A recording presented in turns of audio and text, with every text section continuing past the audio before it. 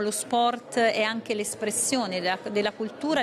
anche di un paese come l'Italia, in cui ricordiamo il 69% degli italiani sono calciofili, quindi dallo sport passano davvero anche tanti ricordi, tante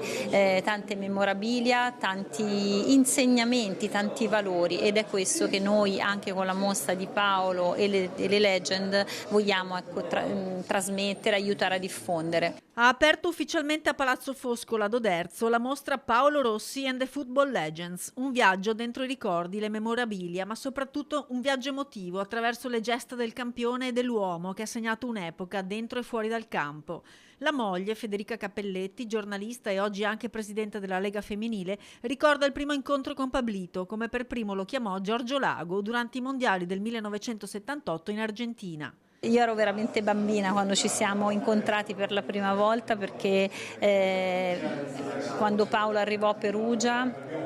mio padre, che era un grande tifoso, insieme ai miei fratelli, e quindi andammo a conoscere quello che era considerato l'eroe, ma non solo l'eroe per Perugia, per una città, ma l'eroe italiano. Quindi andammo a conoscere, lui mi accarezzò la testa e io rimasi colpita dal suo sorriso e da quella luminosità che avevano i suoi occhi, quel sorriso e quella luminosità che poi ho ritrovato dopo tanti anni e che mi ha fatto innamorare di lui. Dal 12 settembre al 12 ottobre sarà possibile ripercorrere tutta la carriera di Paolo, toccando con mano per esempio la maglia storica dell'Anerossi Vicenza, con cui il giovanissimo calciatore nel 1977 si fece apprezzare a suon di gol, tanto da portare prima la squadra in Serie A e l'anno dopo farla finire seconda, addirittura solo dopo la Juventus, squadra che naturalmente si accamparrò il campione ormai vicentino de facto.